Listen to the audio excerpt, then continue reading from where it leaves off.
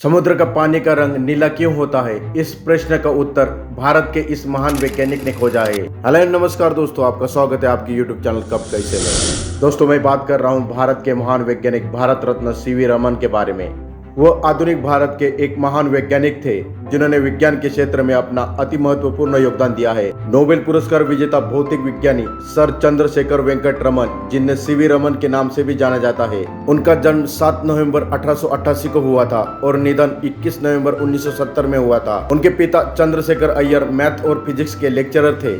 यही वजह है कि रमन साइंस कोर्स करने में प्रेरित हुए। उनके मां का नाम पार्वती अम्मल था। चंद्रशेखर वेंकट रमन बचपन से ही प्रखर बुद्धि के छात्र थे। उन्होंने मात्र 11 वर्ष की आयु में मैट्रिक की परीक्षा और 13 वर्ष की उम्र में इंटरमीडिएट की परीक्षा उत्तीर्ण कर ली। इसके बाद 1904 में उन्होंने मद्रास विश्वविद्यालय से बीए की परीक्षा पास की। इस परीक्षा में वे न सिर्फ प्रथम आए बल्कि फिजिक्स में उन्हें गोल्ड मेडल भी प्रदान किया गया। इसके बाद 1907 में उन्होंने एमएससी की पढ़ाई पूरी की और उस समय की सबसे कठिन प्रतियोगिता परीक्षा में वो प्रथम आए, जिसके फलस्वरूप असिस्टेंट अकाउंटेंट जनरल जैसे प्रतिष्ठित पद के लिए चुन लिए गए।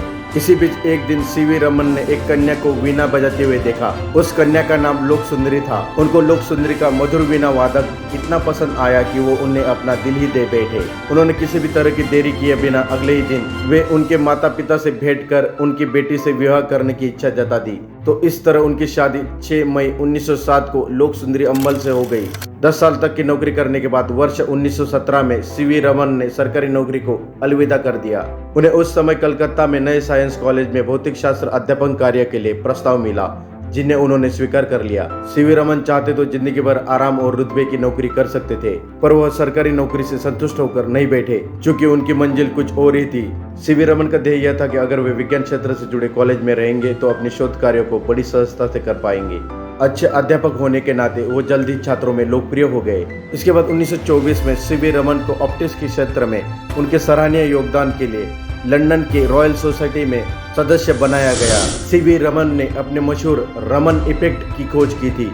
यह खोज उन्होंने अपने कुछ स्टूडेंट के साथ मिलकर वर्षों के अनुसंधान के बाद 28 फरवरी वर्ष 1928 को की थी। इस खोज से न सिर्फ यह पता चला कि समुद्र का पानी नीला क्यों होता है, यह भी पता चला कि जब भी कोई लाइट किसी पारदर्शी माध्यम से होकर गुजरती है तो नेचर और बर्ताव में बदलाव आ जाता है। इससे भी ज्यादा खास बात यह थी कि पहली बार किसी भारतीय को विज्ञान में नोबेल प्राइज मिला था। डॉक्टर सीवी रमन को विज्ञान के क्षेत्र में योगदान के लिए अनेक पुरस्कारों से सम्मानित किया गया। रमन इफेक्ट जैसे महान खोज की याद में 28 फरवरी को भारत में हर वर्ष राष्ट्रीय विज्ञान दिवस के रूप में मनाया जाता है। उन्होंने वर्ष 1929 में भारतीय विज्ञान कांग्रेस की अध्यक्षता भी की। उन्हें इसी वर्ष नाइटहुड से नवाजा गया।